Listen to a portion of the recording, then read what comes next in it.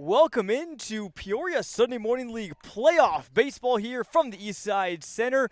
We have a big one on our hands tonight between the Kohl's Diamond Gallery Royals, the number 5 seed in the Sunday Morning League playoffs, and the top overall seed and reigning champions, the Poor Bros Jacks. Good evening, everyone. I'm Jonathan Michael, and next to me is my great broadcast partner, Brock Stotler. And Brock, we have a bit of a semifinal of sorts on our hands tonight. If Poor Bros wins, they'll move on to the championship series.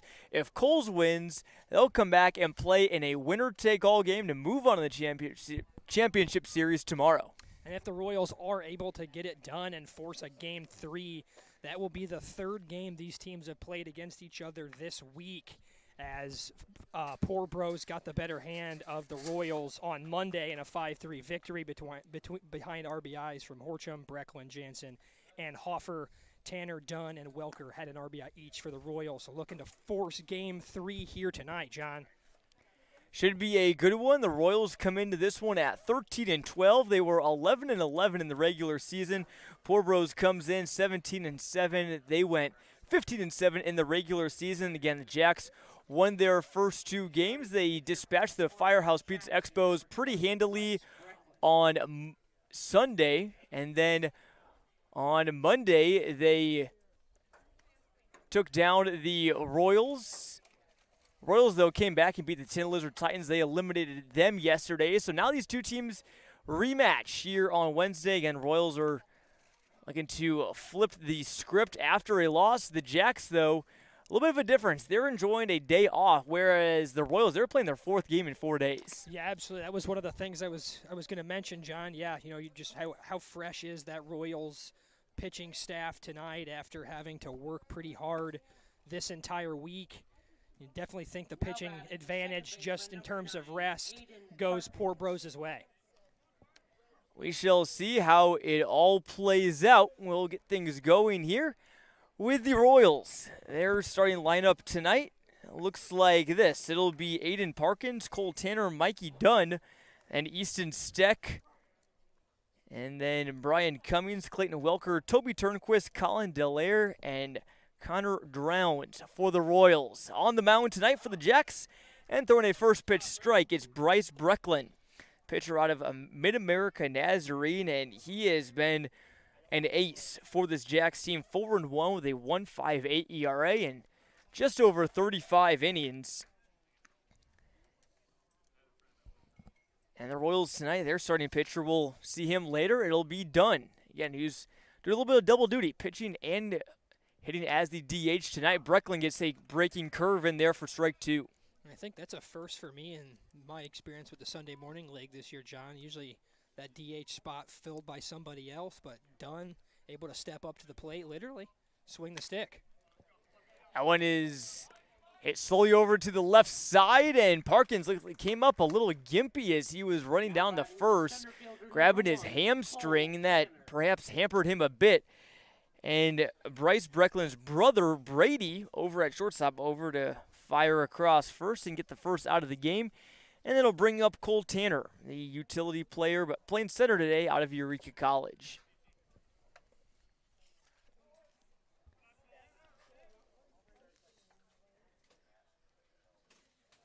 Overcast skies here at the East Side Center, but you couldn't ask for a better night in terms of temperature and humidity. About temperatures mid-70s, hardly any wind, hardly any humidity. This is literally 10 out of 10 conditions, Brock. Maybe you could use a little bit more sun. Maybe we'll bump it down to a 9 out of 10, but this is a lot better for us and for these players than being in the 90 degrees high humidity heat that we saw earlier this week. Yeah, absolutely. Fans as well.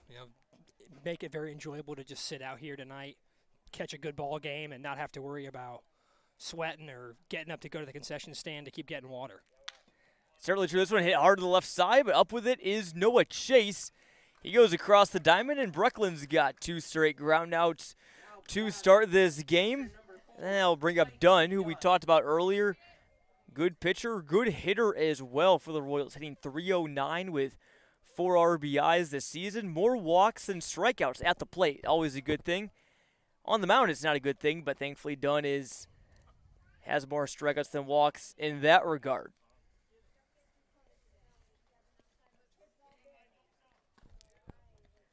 Brecklin's first pitch sails high and off the glove of the Jacks catcher, Kyle Bender. You're looking at their defensive alignment. It's Kyle Bender behind the plate, Evan Pajoli at first, Kendall Hofer at second, Brady Brecklin at third, Brecklin at shortstop, Chase at third, Aiden Fulton in left, Ashton Horcham in center, and Trevor Goforth over in right. Overall, a pretty stacked squad for this Poor Brothers team that had a lot of momentum coming into this year. This one is socked but foul. And they've done a nice job of continuing that momentum into the season. Yeah, that's Poor Bros Jacks offense, the number 1 in the PSML this year, the team slash of 278. So these guys can really swing it. And to score the most runs in the league, that honor belonged to the Tin Lizard Titans, who were eliminated. Actually, one of the first 2 teams to be eliminated back on Monday. But they were not far behind. Here's the pitch there to Dunn, and a quick walk given up. And the Royals have a base runner here with 2 outs. That'll bring up now Easton Steck, the shortstop.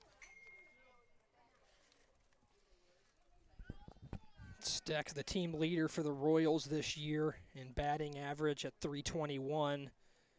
He's also leads the team in RBIs with 10, 4 doubles, and a triple as well for Steck. So some extra base pop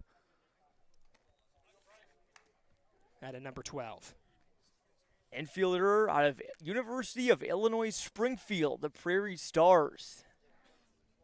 Division II school, it's about an hour and a half away. Sees a breaking ball and skies it out to center. This should be a pretty easy play for Horcham, and it is. And it is a painless top of the first for Bryce Brecklin and the Poor Bros Jacks as they high-five their manager and Sunday Morning League president Zach Schulte. Big part of this Poor Brothers team, and we'll get a look at the Poor Bros lineup. But first, I want to thank again all our great sponsors that help make today's broadcast possible, starting with BodyArmor, the official sports drink of Peoria Sunday Morning League for great refreshing hydration before, during, or after the game, and also comes in a variety of flavors as well. Choose BodyArmor. And also by Kohl's Diamond Gallery up in Galesburg.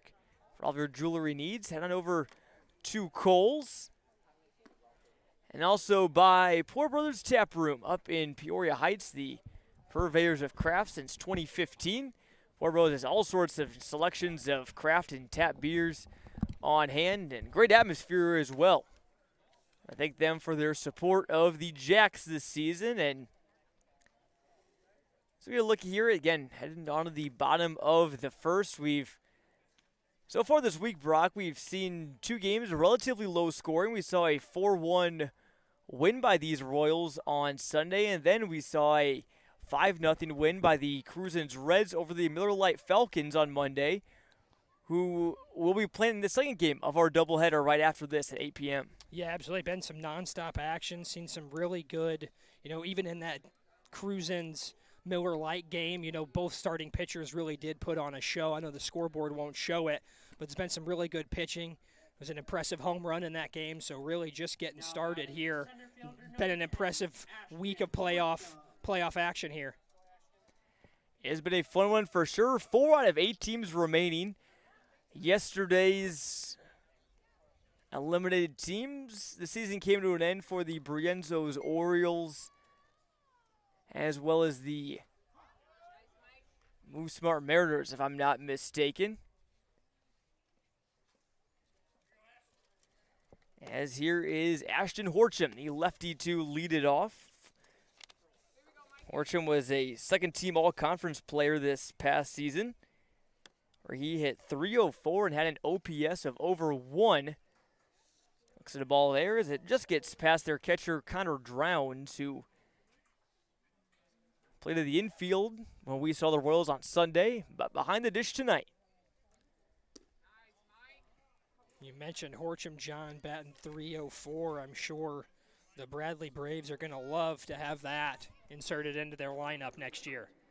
And yeah, the Bradley commit. Bradley will certainly take stuff like that as well. A Easy walk there, drawn, and the Jacks have an early base runner, and you never want to allow that first base runner to reach, but certainly not when you're facing elimination against the #1 team in the league and in the first inning.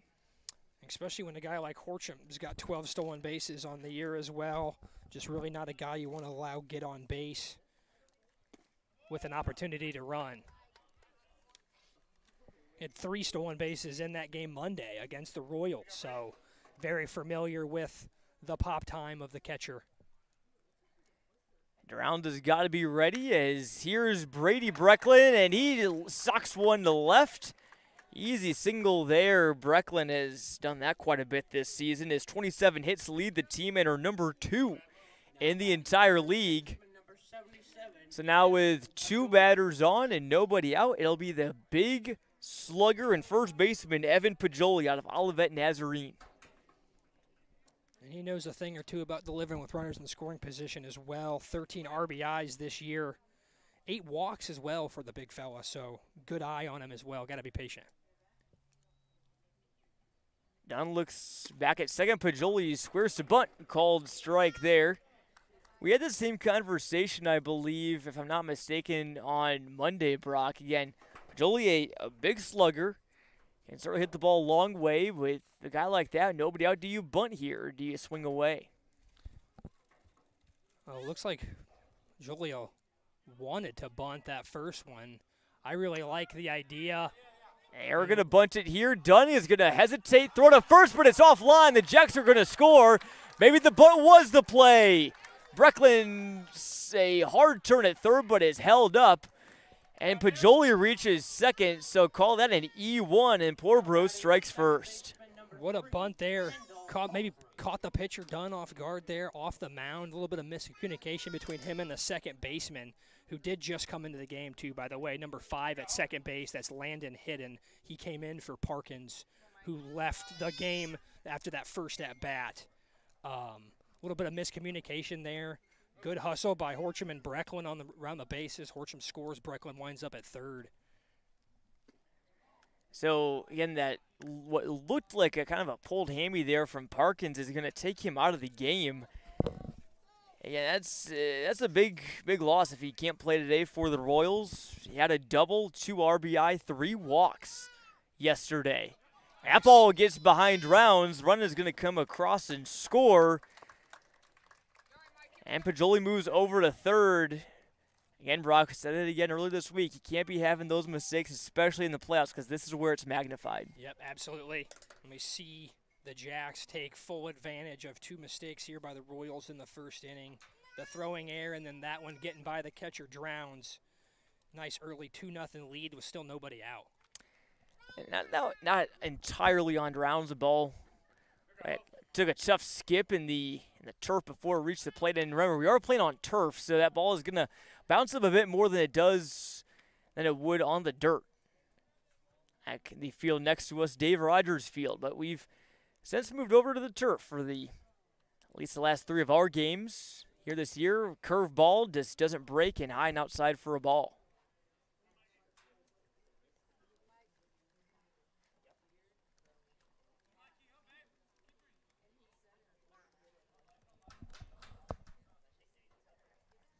Dunn comes in. This one is hit to right. Going back, and it's getting down. And it's a ground rule double. And we see that turf come into play, some high bounces, and so far all the bounces have gone the Jacks' way as an RBI double there from Kendall Hofer. Nice swing of the bat there for Hofer. That one just kept going back. Turnquist turns around, puts his hands up after it bounced over the fence. Nice swing there by Hofer, and the Jacks are in business. Already 3-0 here in the bottom of the first as Drowns and Dunn have a little conference on the mound to perhaps, calm some maybe jitters. Back on the right track. Again, Royals are a bit more on thin ice than the Jacks are tonight. Jacks can lose this game and still be alive, albeit they would need to come back and win tomorrow against these Royals, but so far so good. As now the manager Zach Schulte coming in, the reigning batting champion in the Sunday Morning League after hitting .456 last year. This one is chopped to left. Nice grab there by Colin Delaire. And the Royals get their first out. Hofer stays put at second. The left fielder, number 27, Aiden Fulton. Big out there for the Royals after the conference on the mound. Dunn able to settle down, gets Skolky to roll over on one, gets a big first out there for the Royals. So that'll bring up now Aiden Fulton, left fielder and former IVC Gray Ghost, where he was a multi-sport athlete. Having a fantastic season this year, hitting .365 with 9 RBIs, but he's way out in front of a breaking ball there from Dunn. At .365 average for Fulton, the 4th highest in the league. Adds 9 RBIs and 11 steals as well, so just a really nice piece to have in the middle of that lineup. Dunn comes in right down Broadway for a strike. Nice looking pitch there.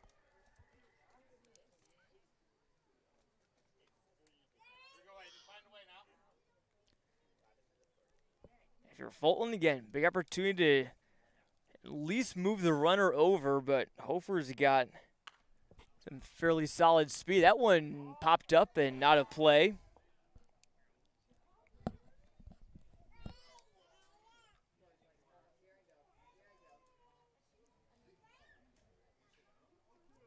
How about Hofer's speed? He's got 2 triples this year, and more often than not, you need at least some speed to leg out a 3-bagger.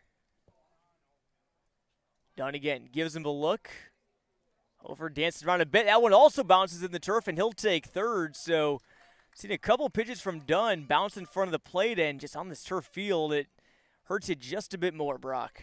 Yeah, absolutely, and poor Bros has just been jolly on the spot, too. Every time that ball is squirting away from downs off the bounce, they're just right there. Good reaction, taking an extra bag.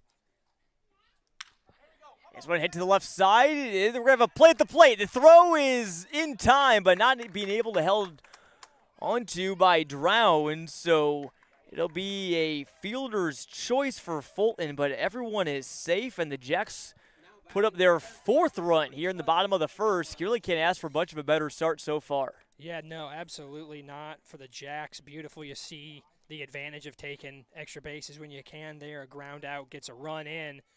And in their benefit, drop throw by the catcher, so still only 1 out as well, with a base-stealing threat right back on first. So here's Noah Chase, the 7-hitter in the order and playing third base today. There we go, nice pitch there from Dunn.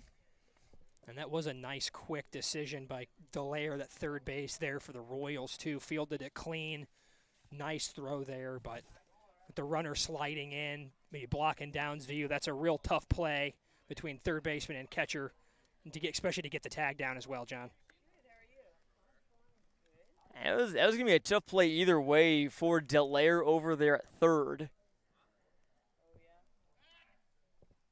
Fulton takes the lead, and you got to pay attention to him because he is speedy. He has 11 steals this season. That's one of the top numbers in the league. And there he goes. He's going to try to make a 12, and that one off the glove of the second baseman hidden, and Fulton is in there with steal number 12. And then there goes your double play possibility for the Royals, which they could really use. A runner on second, 1 out in case you're just tuning in. Porbros got the start with a walk and a single. Pajoli reached on an error, then ground rule double by Kendall Hofer. And also a wild pitch. Both brought in runs. And then Fulton just drove in one just a minute ago on a fielder's choice.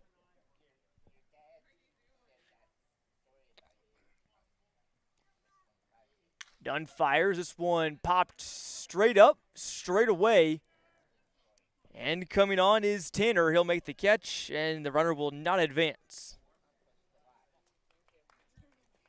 Now batting the right fielder, number 6. Dunn one step closer to getting out of this inning here. Don't want to give something up to the 8-hole hitter here. Got to just lock in, get it out and get your bats back up there. So it'll be Trevor Goforth, the right fielder out of Canton High School. He's committed to the University of Jamestown for next year. Goforth has quite the eye. His 17 walks, second best in the entire Peoria Sunday Morning League, hitting .262 on the year with a homer and 4 RBIs. Dunn and the Royals could use a big out here, and nice pitch there from Dunn. Caught Goforth swinging all over the place.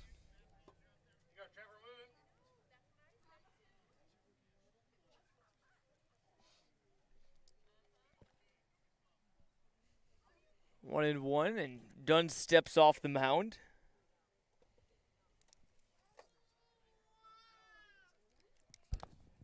Now he's reset to go. See if him and the Royals can get the third out, but he'll step off. And right now, it looks like Dunn's may have just a lot of thoughts going through his head right now. Looks like obviously Fulton with lots of speed may have you second guessing, but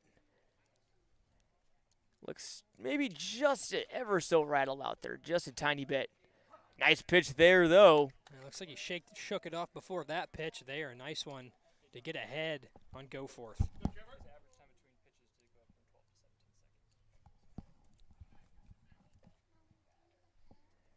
Could be the last pitch of the inning. And a nice one by Dunn, but doesn't quite grab the corner. Make it 2-2 with 2 outs and a runner on second base. See if Goforth can extend the inning. Breaking ball is fought off and out of play to the left side. For the first time this week, this is the only night where all of the Sunday morning league action is concentrated to one field. As we'll have the doubleheader at 8 p.m. later. This one is hit well to right. And it's going to be a long run. Its back is gone. 2-run shot from Trevor Goforth.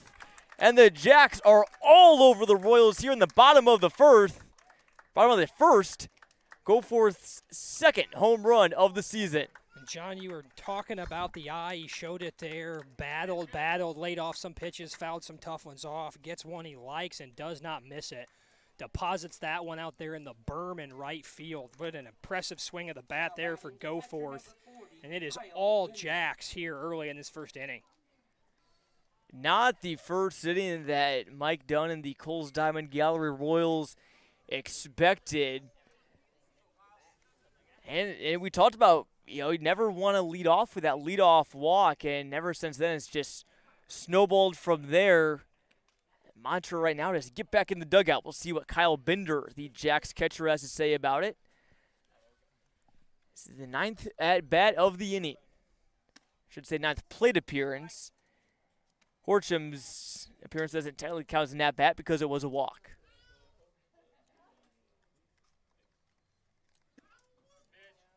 Nice pitch there from Dunn.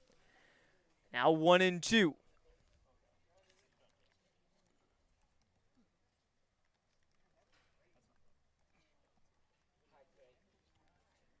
Dunn rocks and fires. This one chopped left and foul. Royals probably would have wanted that one to be fair, but Dunn has had to put in some work here in this first inning. Get his pitch count here in a second, but we'll see if he can get out of it first. The 1-2 is a little bit of chin music. It's a dream scenario here for the Jacks. Almost bat around in the first inning. That one fouled straight back. Got Dunn's pitch count real elevated. They're making him work really hard here. I mean, I think Horcham at the beginning of the game was really the only at-bat that it felt like was ended pretty quick. It feels like everybody else has seen a lot of pitches and has battled and gotten on base. Dunn's pitch count now at 38. And again, hurts even more when you're playing your 4th game in 4 days. They are going to be a little bit more thin on the mound than the Jacks are, so depending on the livelihood of Dunn's arm as this game goes along and how well the Jacks continue to hit may turn into maybe a bit of a bullpen game for Kohls, but we shall see. So early on. Bender watches a ball, and the Jacks will bat around. The second walk of the inning, and it bookends the top and bottom of the order. Now we'll see Horcham for the second time tonight.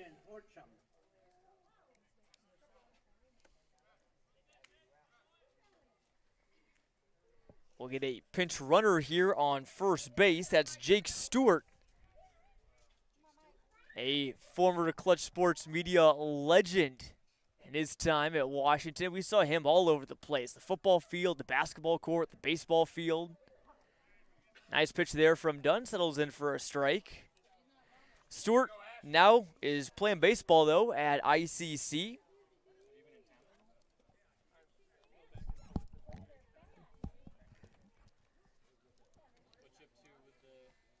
Horcham was a terror on the base paths in that game on Monday night against the Royals. Accounted for 3 stolen bases. Certainly was filling up the stat sheet. To the right side, grabbed by Brian Cummings. He steps on the bag, and thankfully for the Royals, the bottom of the first is over, but not before the Jacks have 3 hits, 6 runs eventually come across. The single from Brecklin, double from Hofer, and the 2-run shot from Goforth. All big there, but it's also, again, got to note that maybe some of those miscues, that error by Pajol, or the error by, that throwing error by Dunn that allowed the first run to score, extended the inning. And also, again, that pass ball or wild pitch, whatever it was officially called as well. And not only do they hurt you, but again, those are going to be unearned runs for Dunn, because if he makes that throw cleanly to first, then Goforth doesn't even come up to bat that inning because you already have 3 outs by that point. Yeah, absolutely. And, you know, you just mentioned Poor Bros was it felt like every time the Royals made a mistake or let something slip in that first inning, Poor Bros able to take full advantage of that, put a crooked number up on the scoreboard, and are just really in the driver's seat after the first inning. We'll see what the Royals have to say about that. Again, we still got 6 innings left to play, and we got 6 runs to make up. That's only an average of a run per inning, so you don't have to get it all back at once. And, crazier things have happened in the game of baseball, Brock, such as the Chicago White Sox winning the game.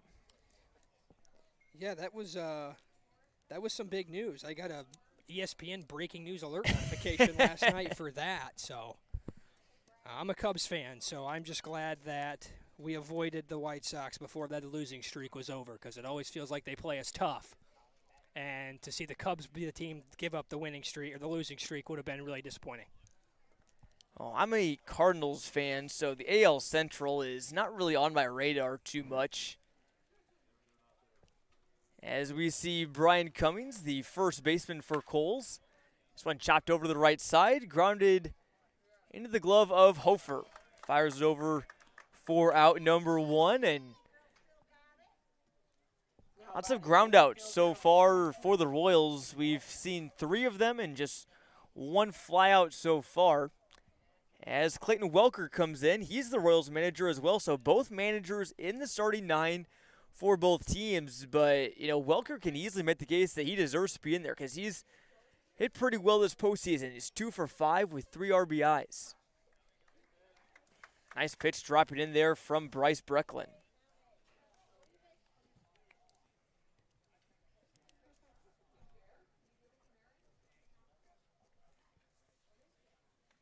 Another curveball comes in there for strike 2, and it's kind of see just visually just on the field the difference. Jackson, Brecklin especially, just look pretty comfortable right now.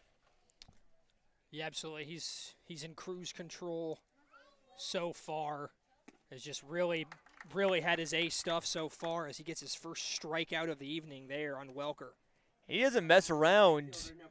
Could have given him something to chase or maybe just trying to go fishing there, but he just goes right at him and puts him away. So maybe after that first running, the Jacks are saying, "Hey, let's just get back in the dugout as soon as possible and keep these hot batters rolling." Yeah, absolutely. That's the last thing you want after a big inning on offense is to sit out there on the field for a while and have a lot of time in between innings. So if Poor Bros is able to go 1, 2, 3 here, get the bats right back onto the field, we could see So it's that going to be a scoreboard tough get attitude. play at the shortstop, but Brady Brecklin makes a nice play, helping out his brother on the mound. That's Toby Turnquist. That grounds out there for the Royals, and it's a 1-2-3 top of the second. Very painless, again, for the Jacks, who are just early on, but all over this game so far, and they look every bit like the reigning champions here in the Sunday Morning League.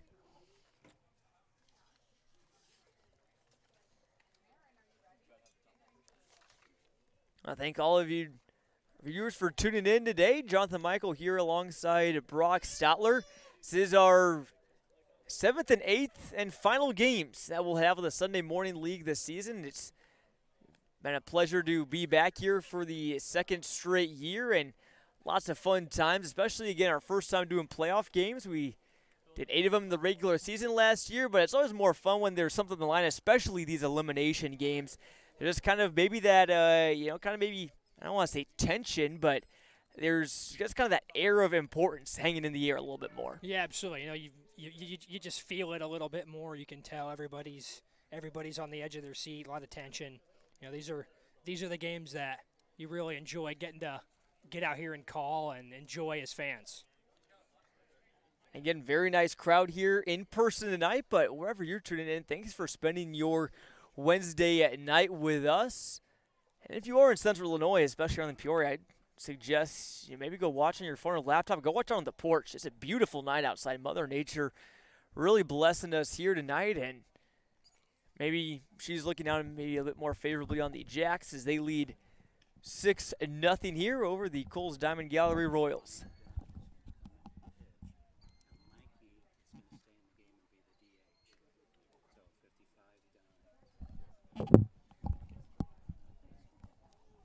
And it looks like we have a substitution that will be coming for the Royals here. It looks like, Brock, we may have a new pitcher. Yeah, it looks like Ryan Dunn, number 55, will now come in to pitch for the Royals.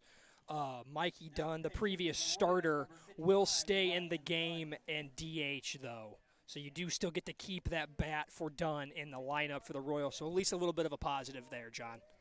That is true. Again, Dunn, very versatile player, and there's rarely, especially in the Sunday Morning League, you want a game where he's not involved, whether it's on the mound or in the lineup. But I'll turn it over to his family member, Ryan Dunn. Again, an area native, played professionally with the Milwaukee Milkmen for the 2021 season, which coincidentally enough was when I interned with them. So I actually got to know Ryan a little bit during that time, and valuable part of their bullpen, and now finds himself in the Sunday Morning League, and again, part of a great baseball family here in Peoria.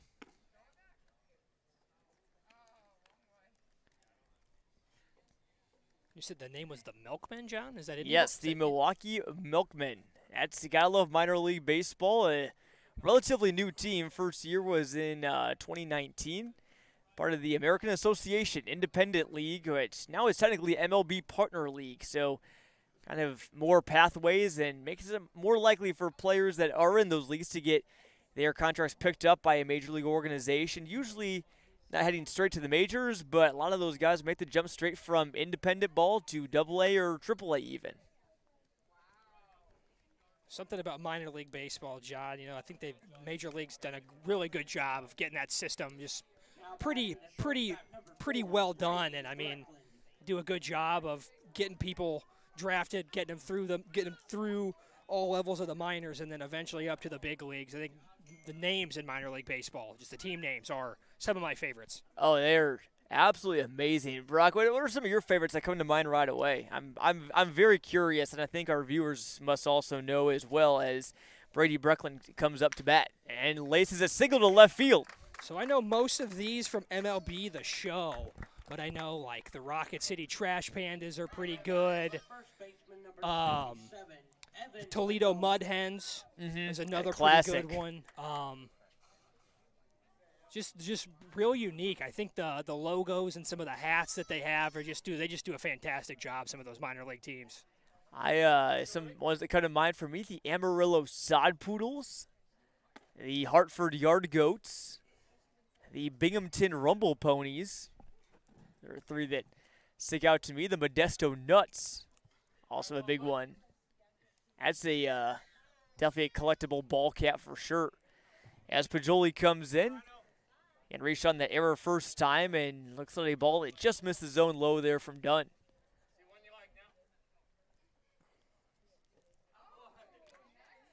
How about the Down East Wood Ducks? Shout out to them. The Down East Wood Ducks. I like that. They're a relatively newer, at least, team name. They were previously another team, can't remember which one. But they rebranded and moved cities, I believe.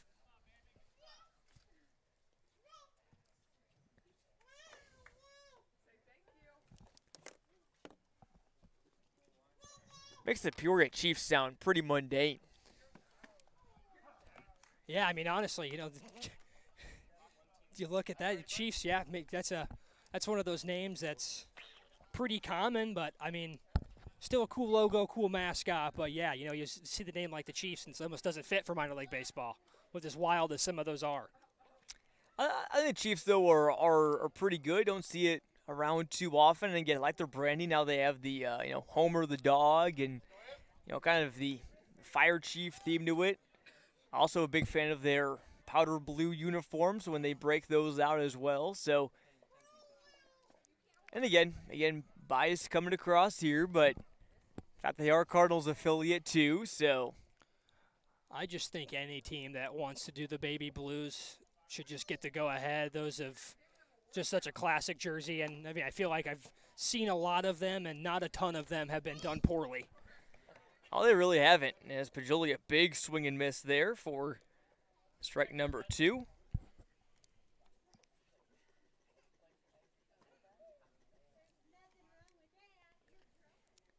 Here's Ryan Dunn looking in.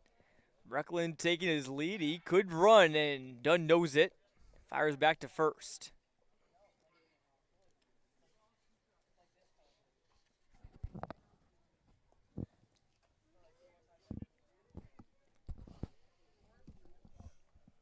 Orioles looking for their first out, but they'll be tasked with doing it against, again, the heart of the order, Pajoli number 3, Hofer, who had that ground rule double, cleanup batter on deck, and Schulte, the DH, batting 5th in the hole as well. And unless the Royals can get a double play, they'll face all 3 of them here in the bottom of the 2nd.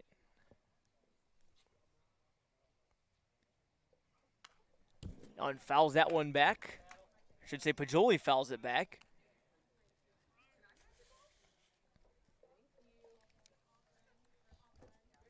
Boy, one done to the other here for the Royals, and business as usual for the Jacks. They're making Ryan work real hard here, too, in his first inning of work. That one just goes foul. That could have been danger for the Kohl's Diamond Gallery Royals. Say similar to Goforth's at bat in that first inning when he finally got a pitch he liked and unloaded on it. Muggio did the same thing there. Just that one just goes foul. There's a ball that was scalded down the left field line. And looking more at the Royals pitcher, Ryan Dunn. Played a couple different places in college, including John A. Logan down in Carterville, Illinois, then a year at Missouri State, then ended as a leatherneck at Western Illinois in Macomb. Breaking ball is popped up by Pajoli. This should be a innocent out for the Jackson. It is. Now batting the second baseman, number 3, Kendall Hofer. Big first out there for Dunn here. Let's see if he can lock back in with Hofer here. Get him to roll one over, get a double play, and end this inning. Not just for their lead sake, but also for the sake of their pitching staff. They don't want to have their guys throw too many pitches. Again, you had Broker Bailey. He started yesterday. So he's probably not going to pitch today, but you never know. Also got Mason Diederich in the pen. Gotta wonder if we may see him. And there goes the runner, Brecklin. He is in there without a throw from Drowns, who had trouble corralling the pitch.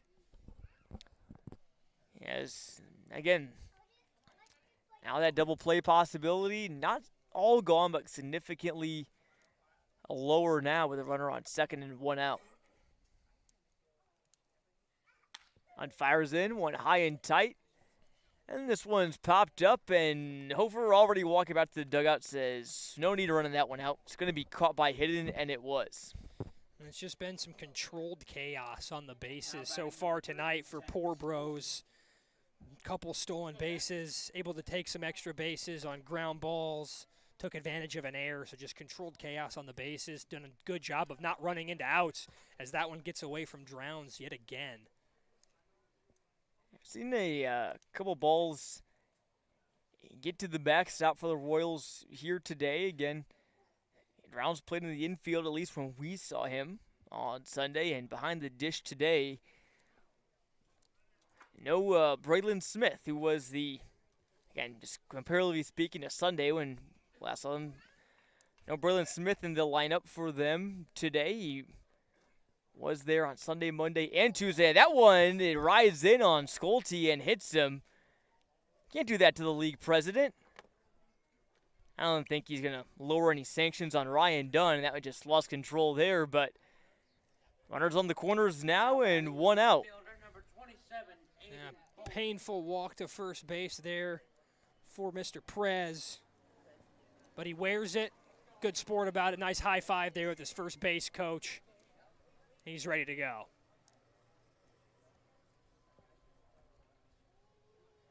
So the inning moves on, and it's back to Aiden Fulton, who grounded into that fielder's choice, which scored a run. This one, a nice grab there by Steck at short. And Fulton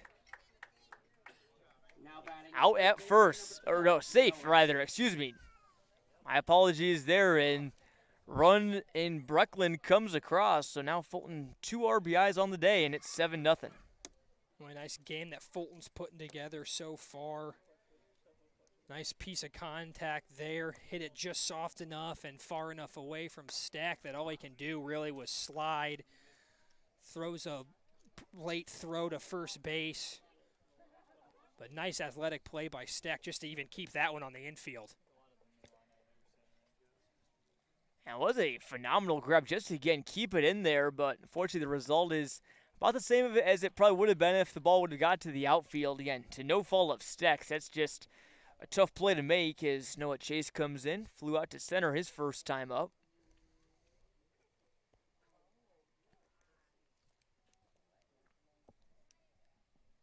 And gives him a long look, and the ball high and inside.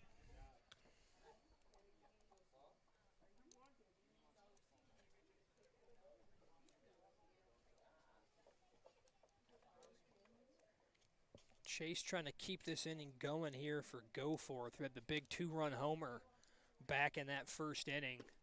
Would love to get him on with guys in scoring position, especially with that eye he's got, John. Certainly, and yeah, Chase on 11 walks so far this year. Another IVC grad alongside Fulton, and that one bounces off the glove there of Drowns. Schulte trying to move over to third, and he does. The league veteran and the president still got some wheels on him.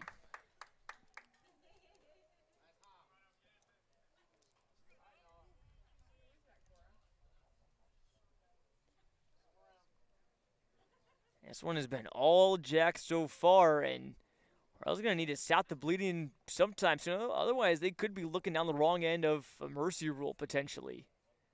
I have to look deep in the rule book to see if it's enforced in the playoffs. This one's going to be a tough play to make it. It gets down for a single. Schulte scores. Fulton moves over to third. He's going home. Hair flying in the wind, and it's a 2-run double from Noah Chase, and this one just continues to go Poor Brothers' way. And Chase pulls out the little wedge there, drops that one in between the left fielder and third baseman. Tough play for Dallaire. Wasn't able to get there in time. Welker also coming in just lands right in between them. Another nice piece of hitting there for Chase. And it's all Poor Bros so far. 9-zip here in the bottom of the second. Here's Goforth. Had that home run last time and continues to hit well. A liner single to center. We'll see if Chase advances. No, he'll stop at third. How about the throw from Tanner? Throw it in so hard that he fell down, and sometimes you do see that from outfielders that try and give it all they have to get that ball back in and prevent that run from scoring. Yeah, nice play there from Tanner. Got to that one quick. And Chase thought about it for a second, but made the wise choice of getting back to third base. So now it's Kyle Bender. Jack's possibility of batting through the order for 2 innings in a row. It's got Bender, Horcham, and then back to where this inning started with Brecklin.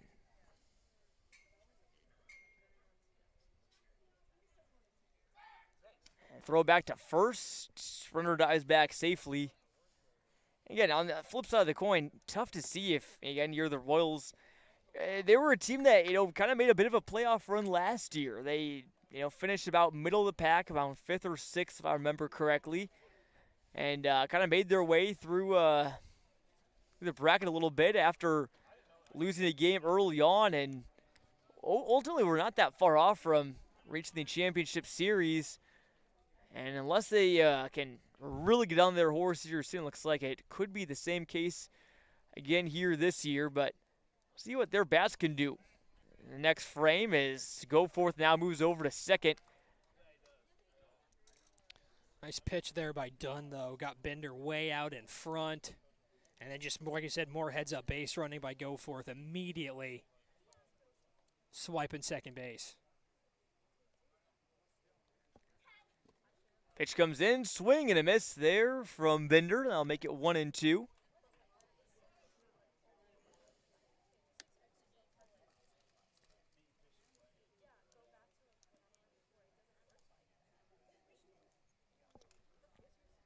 Runners on second and third, and 2 outs. Strike 3. Bender is rung up looking, and the inning is over for the Jacks. A new Dunn comes in for the Royals, but it's the same result for the Jacks. More runs on the board. It's 9-0 here after 3, and we have after 2, I should say. Excuse me. We'll have a quick break again. I want to thank our great sponsors that help make tonight's broadcast possible, starting with BodyArmor, the official sports drink of the Peoria Sunday Morning League, as well as Kohl's Diamond Gallery up in Galesburg. For all of your jewelry needs, whether it's necklaces, bracelets, watches, or it's that special gift for that special someone, it's Kohl's Diamond Gallery up in Galesburg. And also by Poor Brothers Tap Room over in Peoria Heights, located not far away from Brienzo's Pizza, another league sponsor for the PSML as well. Getting great craft beer and unique atmosphere over at Poor Bros. Lots of summer concerts happening over there in the Heights as well. Definitely go check them out. So for the Royals here in the top of the third, it'll be Colin Delaire, Connor Drowns, and Landon Hidden, again, who's in for Aiden Parkins on the first at-bat of the game. Parkins, the Royals' starting second baseman, going to pull his hamstring a little bit and came out of the game. So we'll see what this Royals lineup can do. Jack's advantage right now is that they've kind of been going through the order, and they've been able to probably, again, talk with the dugout, say, hey, this is what I saw from this pitcher, and use that advice, whereas the Royals are still going through the first time through the order. Yeah, absolutely. Like I said, I'm not too sure how many hidden tricks Ryan Dunn and even Mikey Dunn had up their sleeve, but it certainly feels like the Jacks have seen more than enough pitches, obviously, for Mikey to get him out, but from Ryan even, too, to just really had his number since he came in that second inning. So it'll be Colin Delaire, the Pekin alum, now at Eureka College, to lead things off. Delaire fouls that one straight back, and maybe would have knocked the ball back Stotler here if there wasn't a net here. Yeah, that one got me a little bit, John. I dodged to the right a little bit. I wish I could say I didn't. Swing and a miss there. And Brecklin has looked very strong so far, allowed just one base runner. That was Mikey Dunn, the DH where they walk back in the first. That one also fouled back and out of play. And very similar to what we saw Thornton do for the Reds on Monday night. Brecklin's so far been very effective without the strikeout ball so far. Only 1K, pair of 4 ground outs and a fly out and a walk mixed in as well with that strikeout. So done a really good job. It's just soft contact, keeping the ball in the infield, letting his defense make plays behind him. This one grounded up the middle. Brecklin get over to Pajoli, and another ground out there by the Royals. The infield defense from the Jacks been is very sound tonight. You know, it's plays that you would expect players to make, but you know, you can never take those plays for granted either. Yeah, absolutely. I mean, especially in Brady's case, that being his brother out there on the mound, you wanna give him every opportunity you can to get outs. You don't want to leave anything on a misplay in the infield or anything like that. So I'll bring up Drowns, the catcher. He's hitting .204 this season, and he's now playing Division III at Elmhurst up in the Chicago suburbs. Was held hitless yesterday, but had an RBI. Chopped this one over to the right side, and another ground ball out for Bryce Brecklin. One time through the order, 6 of those batters all grounded out. So the Jacks outfielders enjoyed a nice day, just catching some rays in the outfield so far. Nothing coming their way, except for that fly out to Horcham by Easton Steck back in the first. Now we'll get our first look at Hidden. Bit of a tough year for him at the plate, at least, hitting .056, but he did score 2 runs off the bench on Tuesday. Fouls that one away. He's playing on his home turf, too, as well, former East Peoria Raider.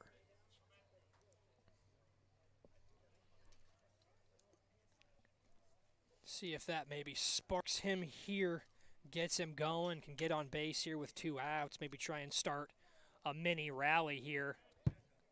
Just give the Royals any sign of hope so far in the beginning stages of this ball game.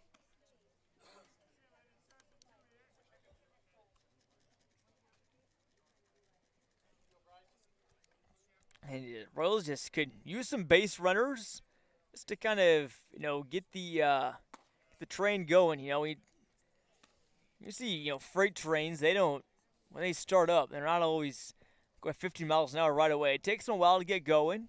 Kind of takes them a bit and kind of gain up steam, and then after a little bit, then they can go fast, and Hidden takes one on the back. Just wore that pitch. And he still trots down to first. One of the rare times that we've seen a pitch from Brecklin lose control here today. Yeah, both done. Hit a batter last inning, and now Brecklin does the same thing here. A painful little game of pinball in this inning. Yeah, you got to keep an eye on Hidden. He's got very good speed. Much like his former Raiders teammate this past year, David Hartwell. He was one of the league's best base stealers in the entire area. Nice hit there from Cole Tanner. The first one of the game for Kohls. Maybe it's fitting that, even though it's different spelling, that Kohl gets the first hit for Kohls Diamond Gallery. Fitting there. Nice sharp single to right field. Or the center fielder. A little bit of business here now for the Royals with 2 outs. So that'll bring up again Mikey Dunn. prior to this inning, Dunn had been the only base runner so far for the Royals with that walk back in the first inning. He was, and he had a good season at the plate again, hitting .309. Fights that one off. Dunn played his high school ball at Limestone. Then he went to Lincoln Land Community College before then landing at Eureka. So overall, he's never really been far away from home, despite him putting on all sorts of different uniforms. He did lead Eureka this past season with 60 2/3 innings and 54 strikeouts. You love to see the success that they have during the college season trickle down into the success over the summer, and up until this game, obviously a little bit of a different story for Dunn, but has had a very nice summer.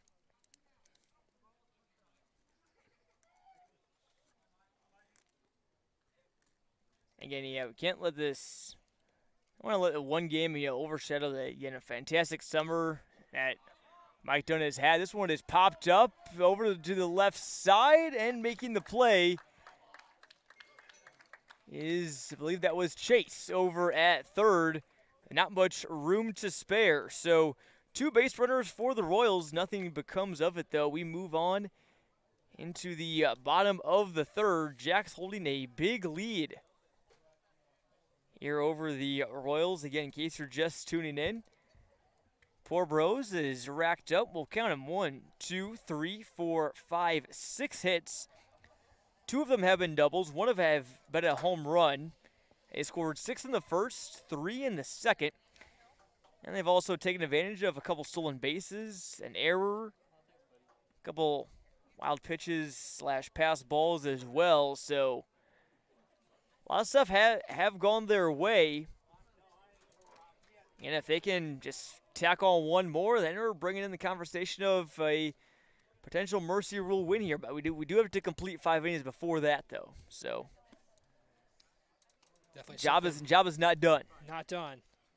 Still plenty of time for Kohl's Gallery as well. So, that was some positive signs in that last inning, getting some guys on base, making Brecklin work a little bit.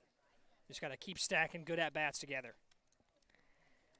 You certainly do, and the Royals may be thinking, well, hey, if Poor Bros can score 9 runs in 2 innings, why can't we?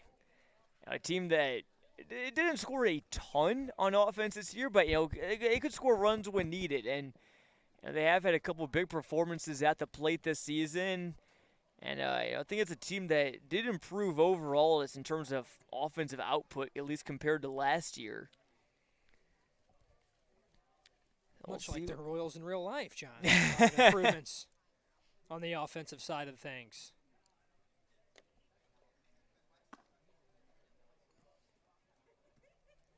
Now batting the center fielder. That'll bring up Ashton Horcham. He had 2 plate appearances in the first, walked, eventually scored, then grounded out to third base.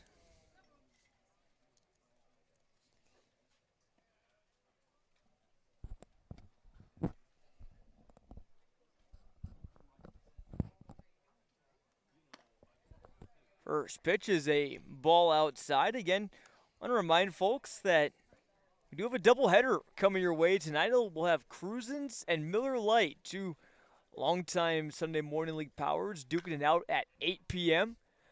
It'll be right here on our YouTube channel, and we'll also get the stream posted on our website, clutchsportsil.com as well. So spread the word, tell your friends that we'll be here for a little while as Horcham flies out F7. And that'll bring up Brecklin, who's 2 for 2. They stolen base today. And he just has really been among the league's best this season. All-star shoe-in for sure. Number 2 in the league in hits.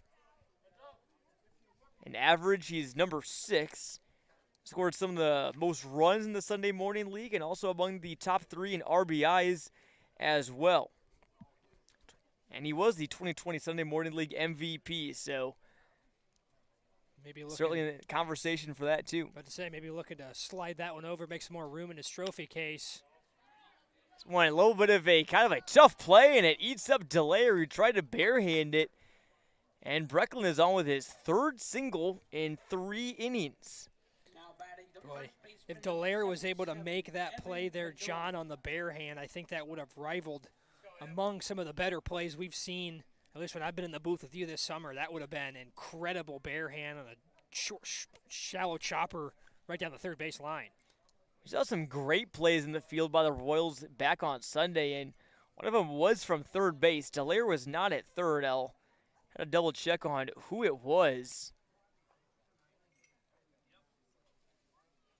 We have seen just some fantastic plays, not just from the Royals, but also all season long as well. Almost every game, there's been at least one of those web gem type plays.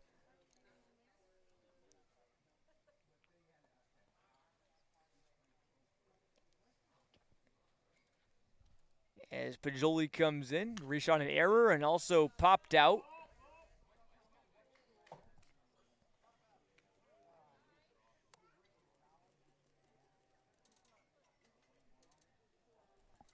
Kendall Hofer on deck, then the number 5 batter Schulte after that.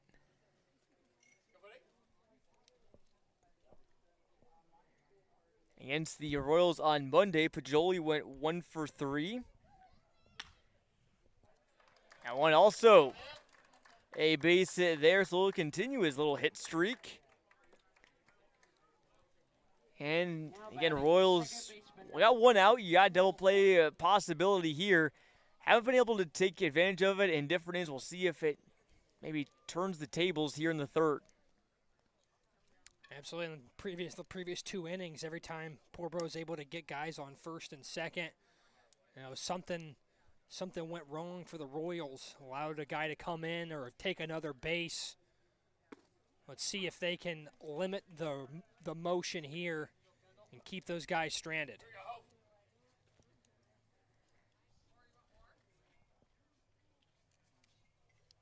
Hofer went 1 for 2 with an RBI and a walk against these Royals back on Monday.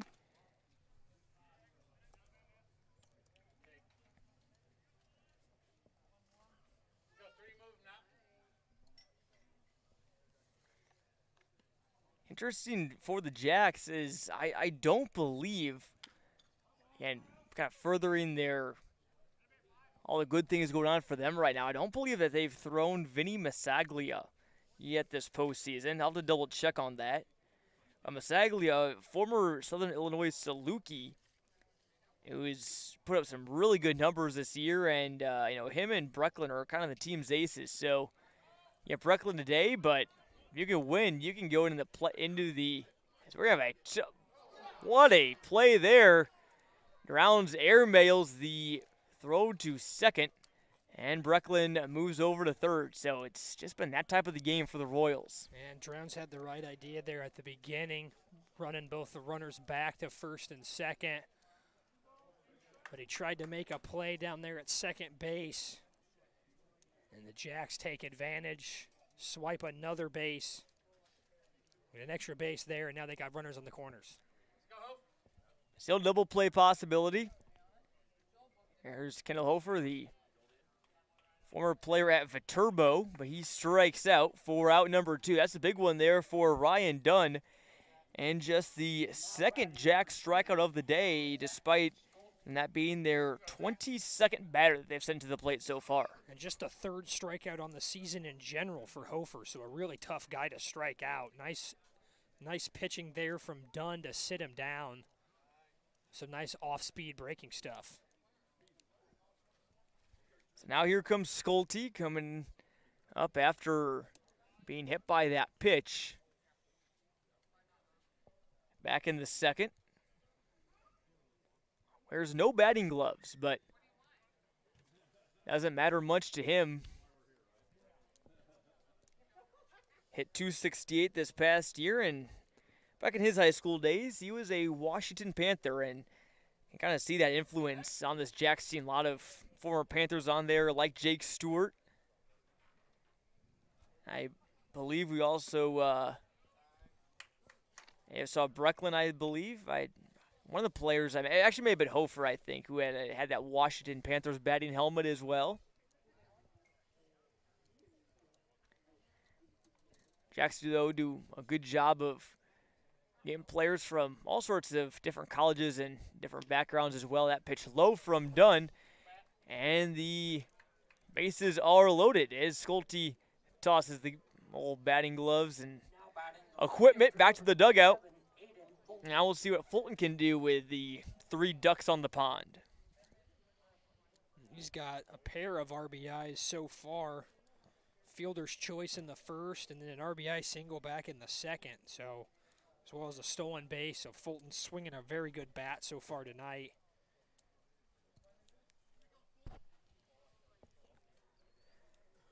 Drowns and Dunn both talk on the mound and see what then. They just need one more out, and they could put up their first 0 on the scoreboard here today. Get a nice look there at Aiden Fulton, courtesy of Josh Messenger behind the camera tonight. I want to thank him alongside with Patrick Huber behind the scenes, helping make tonight's broadcast possible.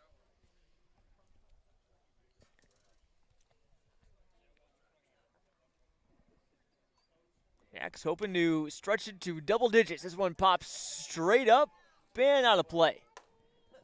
And just misses the overhanging net here at the East Side Center. Thankfully, no fans are standing where that ball was headed towards.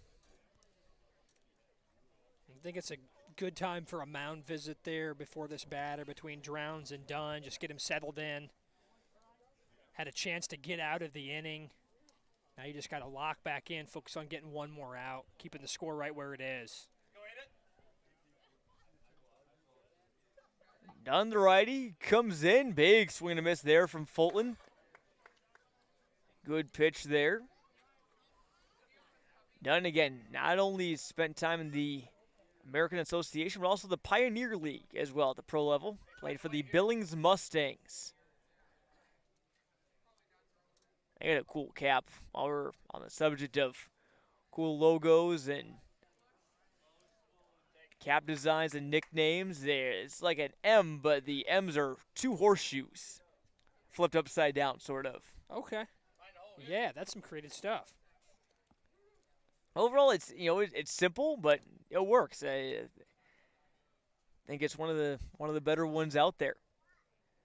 Dunn comes in. This one shot to the left side, grounded up by Dallaire, fires it over to Hidden at second, and the Jacks, for the first time tonight, do not score in an inning. It's still 9-0. They're in front as we are through 3 here at the East Side Center. We're back on the minor league baseball topic, Brock. I'm trying to think of some other team names that have stood out to me. I know one that I saw was the Greensboro Grasshoppers. That's one. There's the Jumbo Shrimp. I believe that's the Marlins. Jacksonville Jumbo Shrimp. That's a great one. Our producer Patrick Huber has thrown out there the Portland Pickles. They are they're in the category of college summer league teams. They're not technically minor league baseball, but they're close enough. They're kind of in the same category, maybe as kind of the Savannah Bananas a little bit, but also a great team nickname. And I remember I think the AAA team down in New Orleans. I want to say that they used to be the New Orleans Zephyrs, and now they're the Baby Cakes. Oh, our Josh Messenger has one. This is an iconic minor league baseball name. Been around for a long time. The Albuquerque Isotopes. Yeah. That is as traditional and wacky as it gets. They were kind of the pioneers of kind of out there minor league team names. Well, I'm glad that they were the trailblazers on that, because they've created a monster in a good way, John. I think that's one of my favorite parts about minor league baseball. Just like I said, the wild team names. They go all out on those, the hats, the logos. Really do a good job. Yeah. A little bit different though here in the Sunday Morning League. It's still, team names pretty traditional, and if you haven't been able to tell, a lot of influence from obviously Major League Baseball teams, especially the uniforms. A lot of them retro uniforms from teams past. The Jacks uniforms look very much like the kind of retro Philadelphia Phillies jerseys. You get a nice look at that P.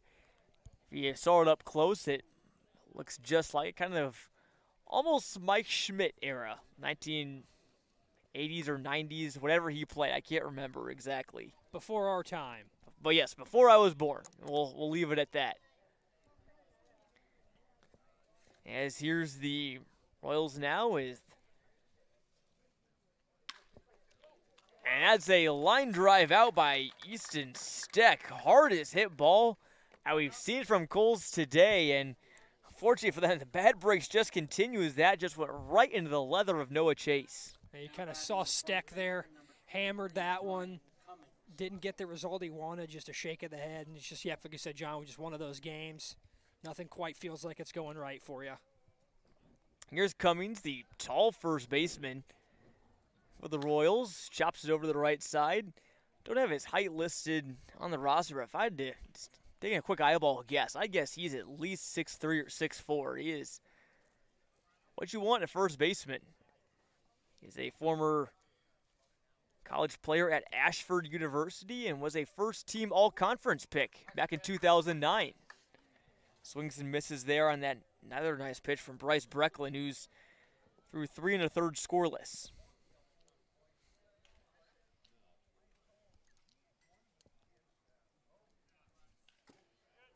Oh, and in the turf there, Clayton Welker on deck for the Royals, their manager. Again, he's arguably been swinging the hottest bat on the team since playoffs started.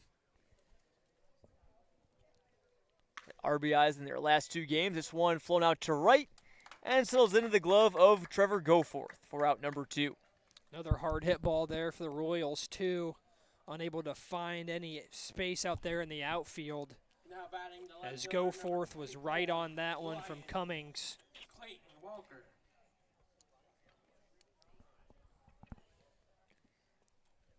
Now we'll see what Welker can do. Just eclipsed the 150 career hit mark in the Sunday Morning League. And again, when you're playing 22-game seasons, 150 career hits is overall a pretty good total. Say that 20 hits is a very solid season. I do that for about 7 seasons in a row, and Welker dives out of the way there. I don't know what's coming for his head.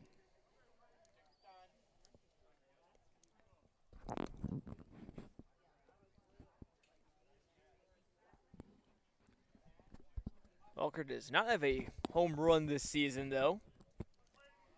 And really turned it on again since the playoffs started. Only hitting right now 138, but has a fairly hot bat. This one also flew out to right, and Welker, dangerous play there through the bat near his dugout.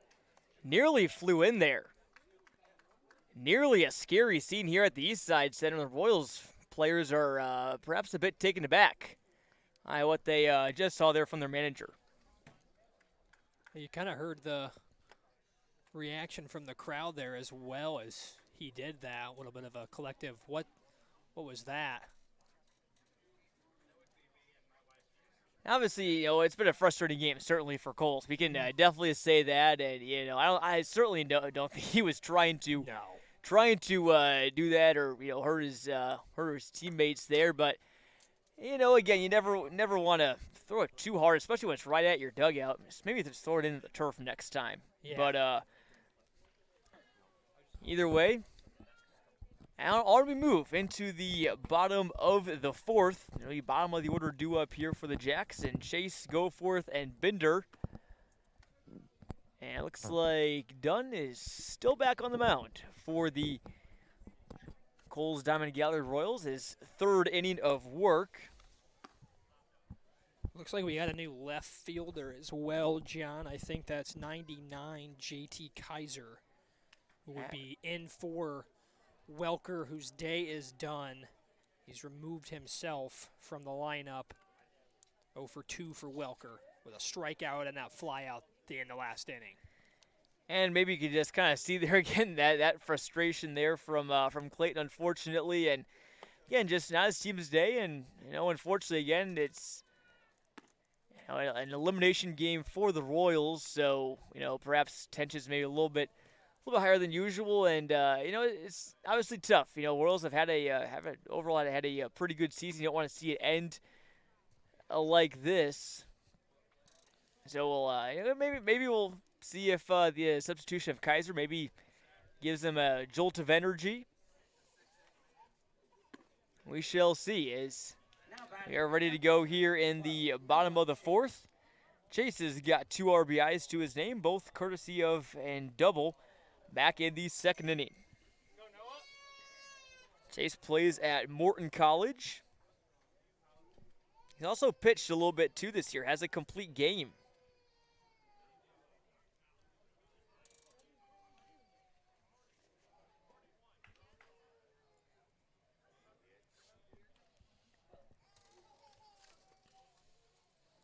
Dunn's first pitch. Chase is swinging. This is a blooper out to short left center, and it comes down for a hit. Just right over the head there of Easton Steck. Yeah, baseball's just cruel, John. You saw Stack and Cummings last inning put really good swings on it, get no results. Chase there, just kind of a soft little bloop single there to drop in between the infield and outfield. And just keep the line moving here for the Jacks.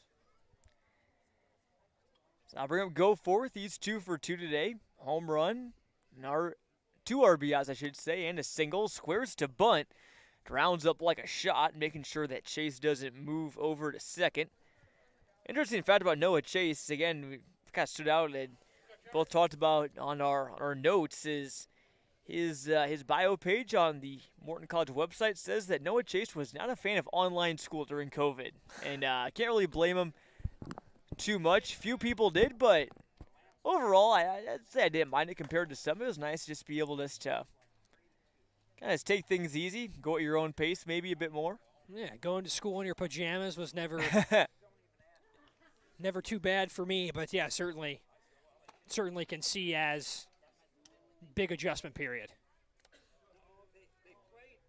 It's crazy that was seems so long, but also not so long ago, about 4 years or so.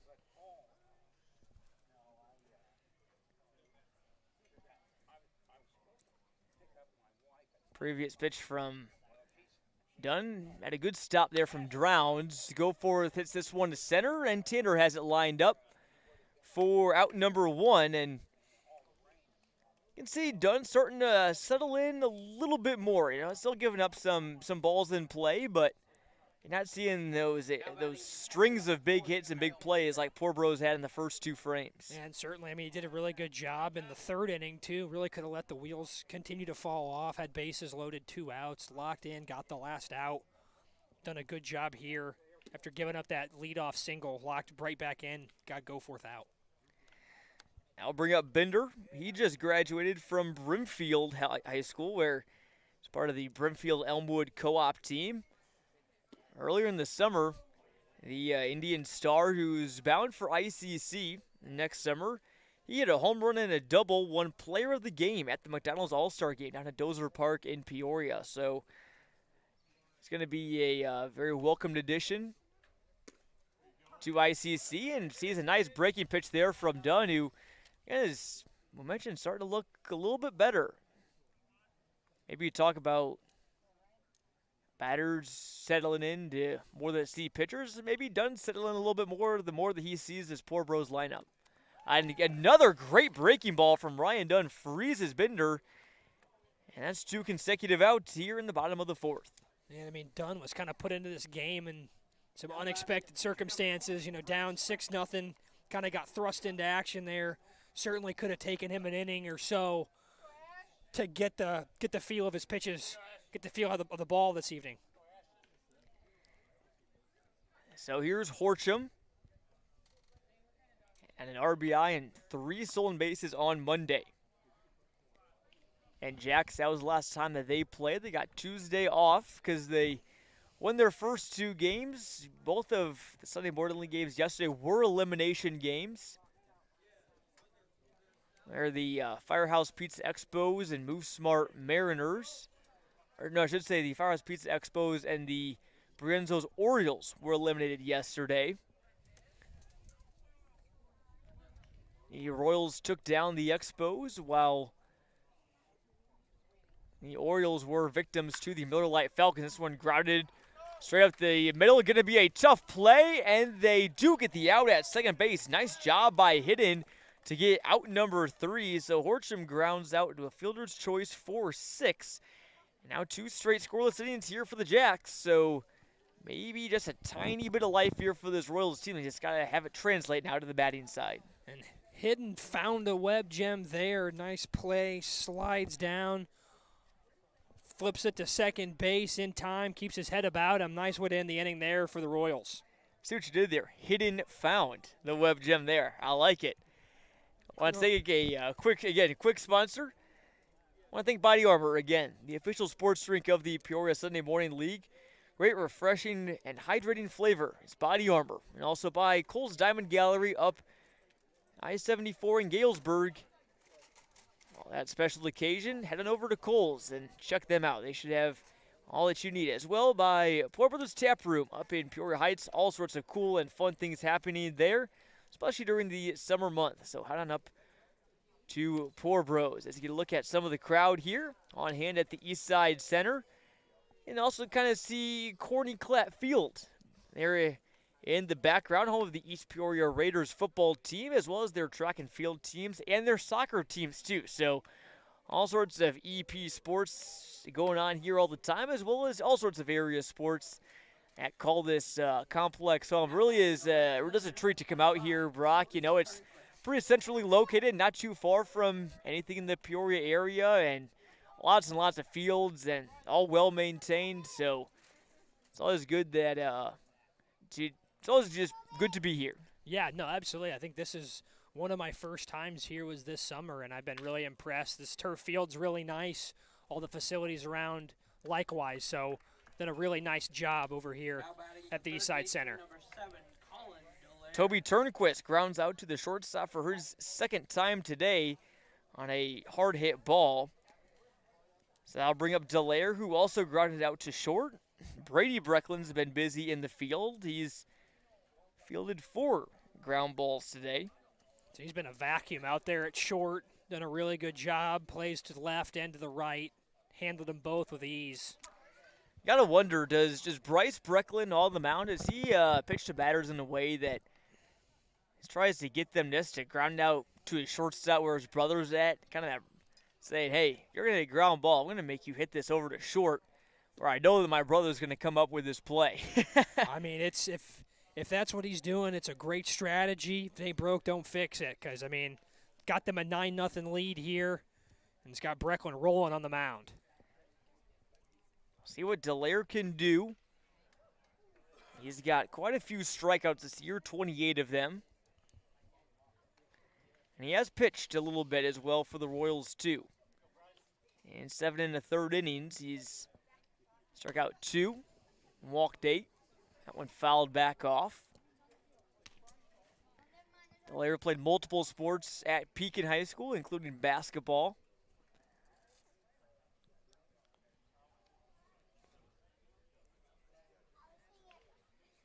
Sees a breaking pitch and fouls it back off, and his basketball coach, a name that many around the area may know, Jeremy Crouch, former Bradley star shooter, and I believe still one of the all-time leaders in 3 points, either 3-pointers total or 3-point field goal percentage. He was an absolute assassin for that Braves basketball team. Turnaround play over by third, Noah Chase. Show off a bit wide, don't ya? Does the full 360. All the shine was on Brady Brecklin this inning, and the third baseman Chase said, "Don't forget about me." The web gem of his own there, nice athletic play, spins, fires to first. Got the hustling Dallaire down the line. Like a ballerina out there. Maybe he doesn't appreciate that comparison, but still hit him with some razzle-dazzle that it brings up drowns. I believe the technical term for that, thanks to my sister's multiple years in ballet, is a pirouette.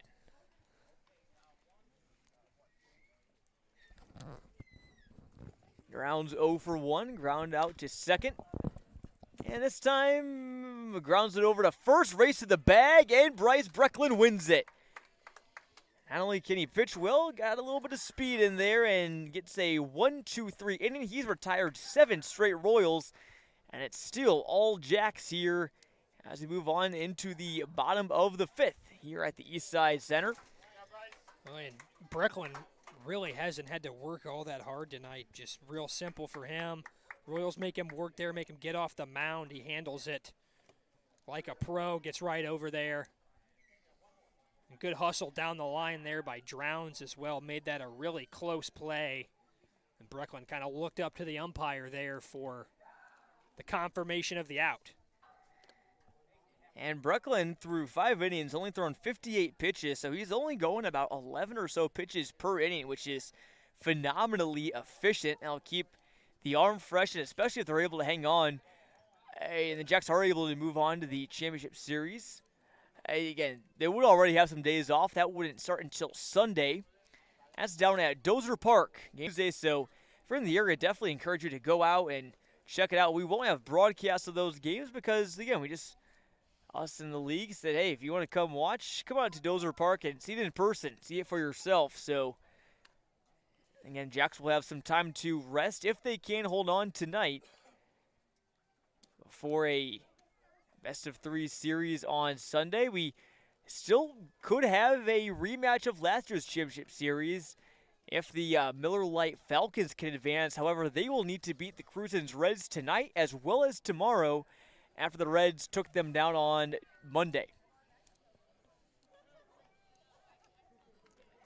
I believe we were on that call. We saw a great pitching performance from the Reds, a complete game shutout with only a handful of hits allowed against a very solid and stacked Miller Lite lineup. Yeah, absolutely. I mean, I was expecting the guy on the other side of that pitching matchup, David Ellis, and he was the name everyone was looking at coming into that. And Hunter Thornton said, wait, don't forget about me. Comes out, throws an absolute gem, puts Cruisins in a good spot, gets him to advance in the tournament. That second game, again, is so important, especially if you do win that first game. If you win that second, again, you get that day off, helps out your pitching staff a bunch. If you lose, not only are you facing the brink of elimination, you got to play more, stretches your pitching staff out more. So, and not all is lost if you do lose the game. Still very much a chance that, and the Falcons, could pull out a win tonight as well as tomorrow and get back in the championship series and win the Tomey Trophy given to the league champion. But again, they have to beat Cruisins twice. Again, we'll have that game coming up for you at around 8 p.m. Maybe not exactly at that time, but that's what it's scheduled for. Obviously, we'll have to give some time for the teams to clear the field and for the new teams to get in the dugouts and take some warm-ups and everything. So maybe a little bit closer to maybe 8:15 or so, depending on the finish time of this game. But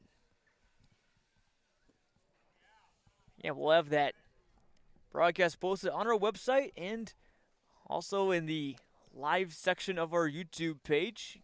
Link is already there, and get ready for that. Double dosage of the oldest amateur baseball league in America tonight.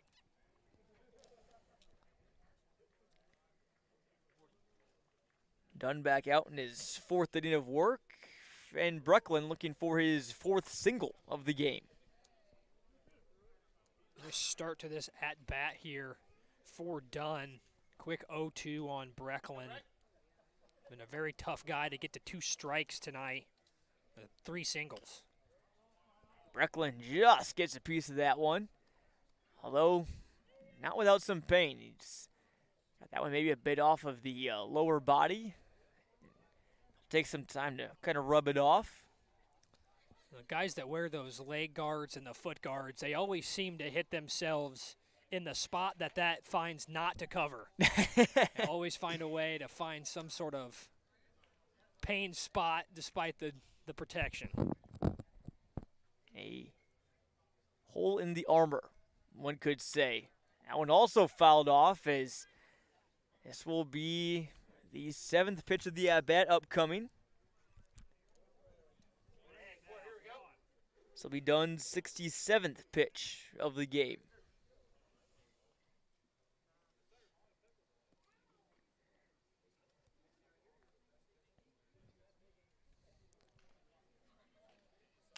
Another breaking ball, fouled back, will do it again, and how about Brecklin just making a piece of this at-bat? And Jacks just need one more run to potentially induce the mercy rule. And the reason we say potentially is because this is a playoff game. Don't know for sure if the 10-run rule is still in effect in the playoffs, but I guess our best approach is we'll just wait and see if they do score another run. See what the Royals have to say about it. That one high is, now the count is run out. 0-2 to 3-2 for Brecklin. Just grinding in this batter's box. Looking to get on base for the 4th time already tonight.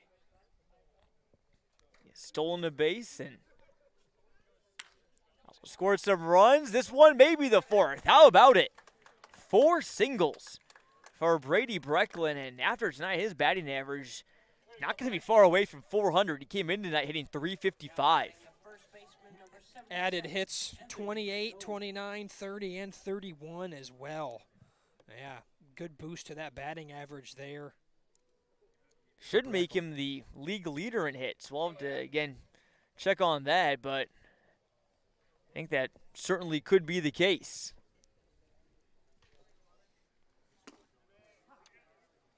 And what started out as a good AB at the beginning there for Dunn. Brecklin just keeps battling, able to take advantage of that one and take it over and wind up on first base. So leadoff man is on. Here's Pajoli, and he's really enjoyed being able to hit with runners on base all 4 times. This one, though, could be a double play. They get 1, and they get 2. 5-4-3, beautiful. Delaire hit into Cummings. Now batting the second baseman, number 3, Kendall Hofer. Nice pick there at second from Hidden, too. Looked like the throw from Delaire just a little bit low. He goes down, gets it, makes a nice, strong, accurate throw it to first to complete the double play. As that is the first double play of the game tonight. For as many ground balls as we had, none of them were touching a lot of leather. There's a grounder over to short, and a nice throw there by Steck over to Cummings. That will do it for the bottom of the 5th. So Dunn gives up that leadoff single, but comes back in a double play and a ground out. And again, really, since that 2nd inning, again, scoreless game on both sides. The Royals have hung with them. They just have not been able to overcome that tough start. Yeah, absolutely. I mean, and that's kind of the thing when you put yourself in a hole like that, 6-0 after the 1st inning, and then you play so well the rest of the game, just puts so much pressure on you to go out there, get on base, score some runs. The Royals just unable to overcome that tough first 2 innings where they just had some miscues defensively, but have really cleaned it up since then and have played a good game of baseball. They certainly have it, and hey, if the Jacks can score 9 runs in 2 innings, we'll see if the Royals can do that. Well, they will need to if they want to keep their season alive. Good news is they've secured at least a 500 record this season. They came in tonight 13-12. Poor Bros at 17-7. And I would talk with our other color commentator from Sunday's game, Wesley Stombaugh, and I said, you know, given the way that the league has gone this year, so many teams were so just tightly packed. You had Poor Bros winning the regular season at 15-7, Miller Lite right behind at 14-8, and then you had Cruisins at 13-9, then the Tin Lizard Titans at 12-10, as well as the Brienzo's Orioles and the Royals at 11-11. So all separated by 1 game, and really you kind of felt like maybe seeding wasn't as much of a factor, didn't really tell that much. We said, though, that at least 1 lower seed would win the first round, which the Royals did. They were a 5 seed and won. But it looks like it is going to kind of shake out how the standings are expecting. You know, the top 3 teams are going to be probably the last 3 standing here in the playoffs. And it's kind of just, you know, what you expect when the playoffs start. Whether or not it actually comes to fruition, it just kind of goes to show you how good these top 3 teams are. Have been able to just take care of business, keep surviving and advancing, New pitcher is on the mound for the Jacks, so Bryce Breckland's day is through, and what a fantastic outing he had. 5 innings of 1 hit ball, and only hit a single by Kohl Tanner, who is on deck right now behind Landon Hidden, hit by a pitch his last time up. Holland was a 2022 grad of St. Ambrose University, the Fighting Bees. Surprisingly, not a minor league baseball team name. I was gonna say, it's like another one of those good names for a college.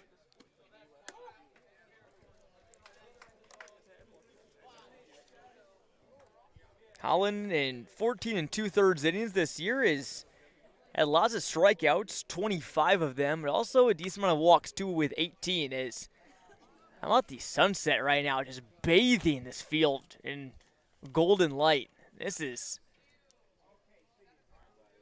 cinema right now, as some would say. But to say any photography fans should get a camera out here. Sunday Morning League has a great photographer, Will Vincent. He does some pictures. They have a couple other guys as well, but they really do take some high-quality photos that they post on their social media channels.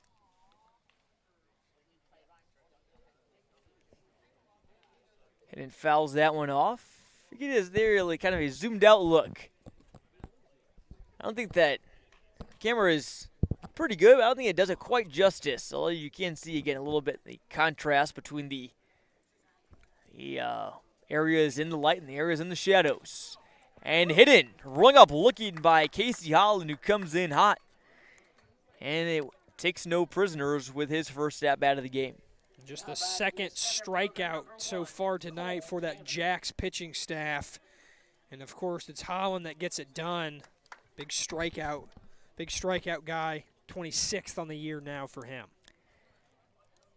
And surprising, it's only the second strikeout by this Jacks tandem here tonight. Kohl's has been a problem of getting the ball in play. Lots of ground balls, a couple fly balls as well, but every time it's just been right to a Jacks batter. This luck has not been on their side tonight. Even the ones that Kohl's was lucky enough to barrel up and hit hard was just right at somebody. I mean, that liner to Chase at third, he didn't even have to move. The liner that Cummings hit to right, Goforth also didn't have to move. So just a lot of baseball. Unfortunately, it doesn't matter how hard you hit it, you just got to hit it where they ain't. You get a distant look. I know it's a bit blurry, but you get a distant look there at a four-legged friend who has joined us here tonight on the Berman right field. That's quite the perch that they've got over there.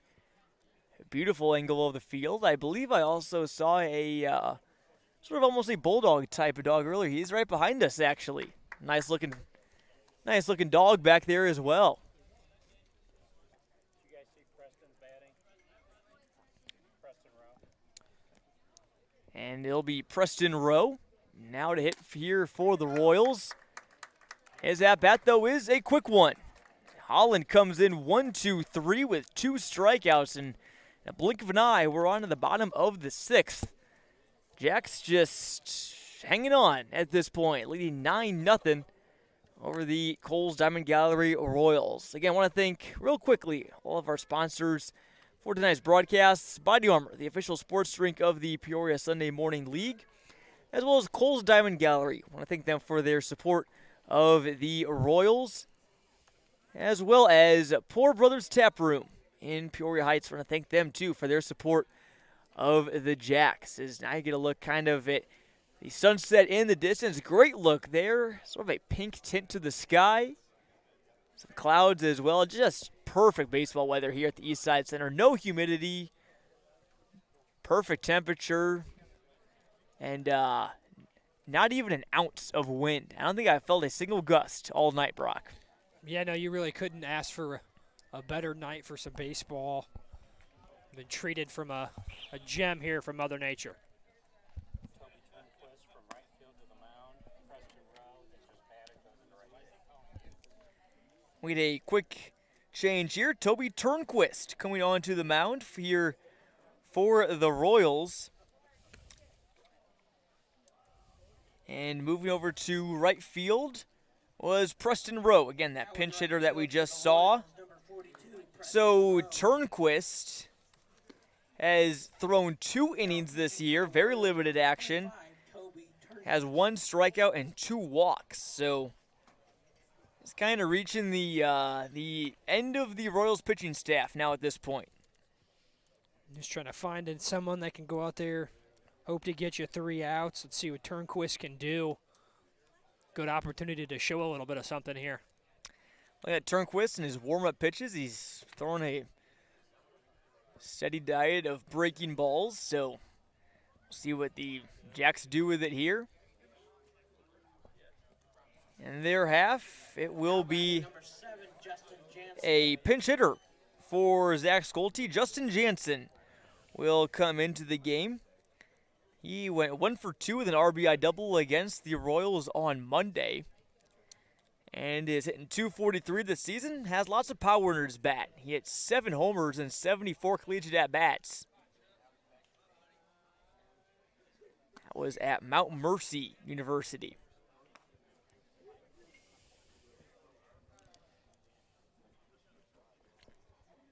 Jansen was also a league all-star in 2023 and a Princeville native, brother of Mitch Jansen, the former Bradley baseball pitcher who was tragically killed in a plane crash back in 2019. And now the Braves honor him yearly with Mitch Jansen Day. Lots of talent taken from the Braves rotation and from the area, gone way too soon.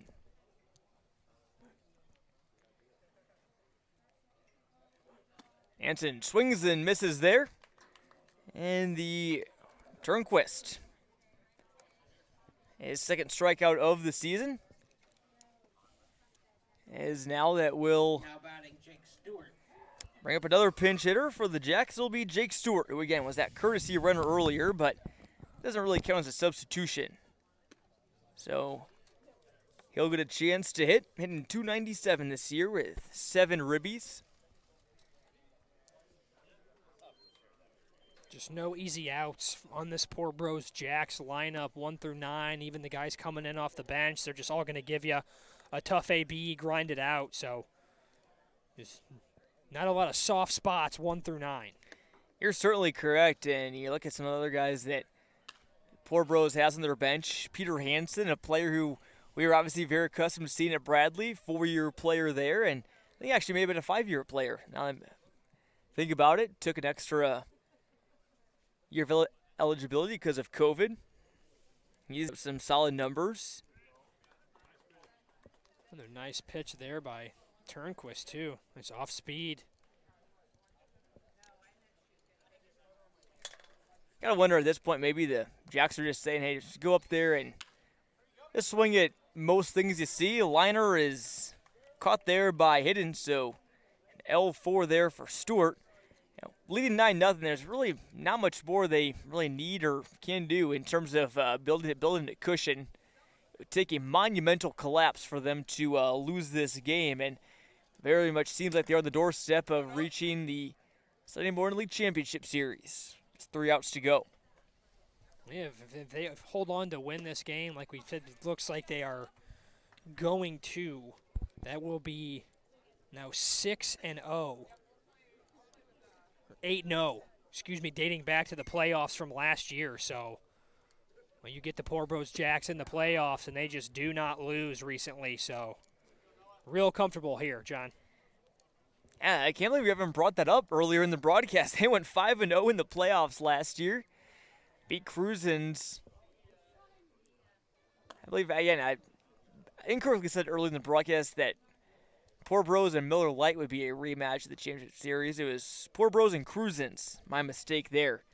2 very good teams that seem to find themselves in that position just about every year. But yeah, 8-0 they would be if they can win here tonight. In the last 2 years in the playoffs, that is quite the streak. And I noticed it earlier. You put it at the bottom of this page here, but I was trying to do some math quickly in my head, and it just wasn't firing for some reason, so I didn't know the exact number. Tough play there by Turnquist, and a ball that had some English on it, just was in and out of his hands. So on a ball that was not hit very hard by Noah Chase, he gets a single out of it. His 3rd hit of the night. Seen that a couple times tonight. Balls that haven't left the infield have just not taken bounces the Royals' way. That one, weird hop there, unable to corral it by the pitcher Turnquist. And anytime you got a field off the mound like that, very tough. So I bring up Goforth, the right fielder, but back to what you were originally saying, Brock. This one grounded to first base and handled by Cummings. That'll be the end of the bottom of the sixth, on to the seventh here, and the Jacks just need 3 more outs. They scored 9 runs in the first 2 innings, and again have just hung on since. Yeah, it's like I said, the math for me just wasn't getting that. Saw the 5-0 in the playoffs last year, and then had to trying to quickly work through it. It's just we're comm majors, John. We're not known for our math. That is the age-old joke among me and you and all the other sports communication, I should say, for just to fully fill everyone in. Alums of Bradley University. Again, we're more in the stats, media, talking, writing business. Not so as much in the math business itself. Although I will say, I think it speaks for most of us when we say we like numbers when it comes to baseball stats and sports stats for any sport. When it comes to actual math, though, then it's kind of a whole different story. Yeah, if there's a formula and someone figuring it out for me and just kind of spits it out and tells me what I need to know, that's perfect. But yeah, getting in there myself and trying to figure it out, that's where stuff goes awry. Oh, especially, in the real world, which couldn't do this most times in class. We can use these things like calculators and Google, which is really nice. So we always have those to bail us out. Thankfully, though, it's not that bad where we need to, Google, 5-0 plus 3 wins this year. I was, proud that you were able to do that in your head, Brock. I was getting close. If I was going to give myself another half inning, and I was going to have to look it up. Gotcha. We just got let know that there was a new pitcher in for Poor Bros. That is number 8, Drew Kaiser.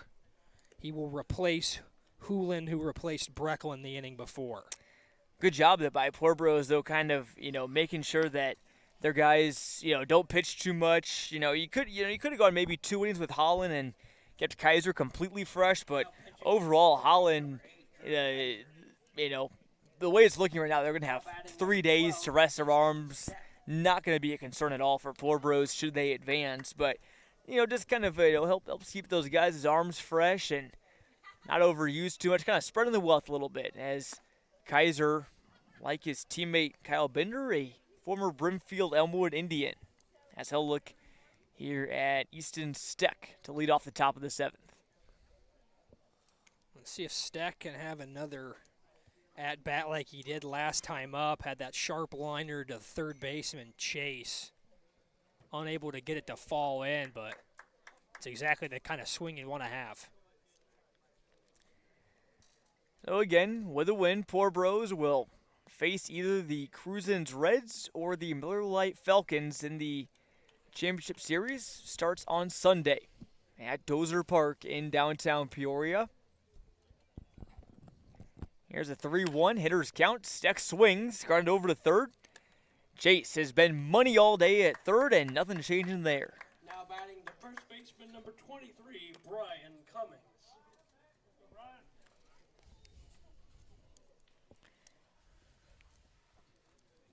So I'll bring up Cummings. He is 0 for 2, looking, or very well could be, his last hit of the season against Sunday Morning League veteran who put together another nice campaign. Hit 278 coming into today. Looks at a strike there. Drew Kaiser so far this year is now, as of that last out, thrown 17 innings even. Struck out 25 and walked 8. So, player straight out of high school that has made his name known, and he'll be moving on to Mesa Community College to play next season down in Arizona. So, quite the move for the young man.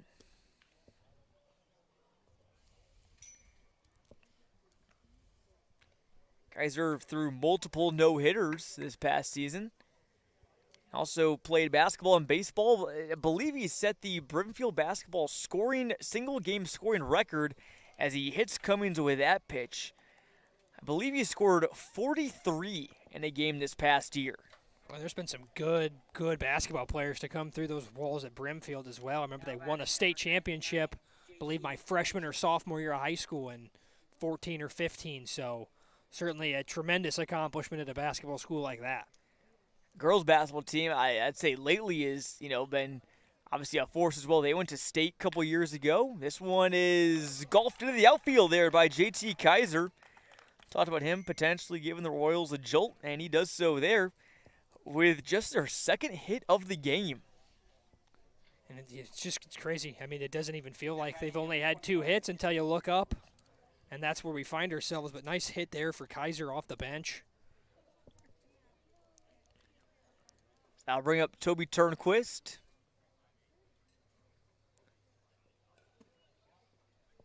Like I said, a ball there. Saw Turnquist slam a home run over the right field wall back when we saw the Royals during the regular season. Back around in mid-June. And he lines one there and caught by Kendall Hofer. They're going to double off Kaiser. That's going to be the game. The Jacks are going to the Sunday Morning League Championship Series. A dominating shutout of the Royals, 9-0. What a performance. And a little miscommunication on the base paths there. Turnquist hit it hard on the liner. Kaiser, a little too aggressive off of first base, gets doubled off to end the game. Tough loss for the Royals, just wasn't their day. Poor Bros jumped on them early, 6 runs in the first, 3 runs in the second. Looking at their box score again, Brady Brecklin 4 for 4 batting today, 2 runs.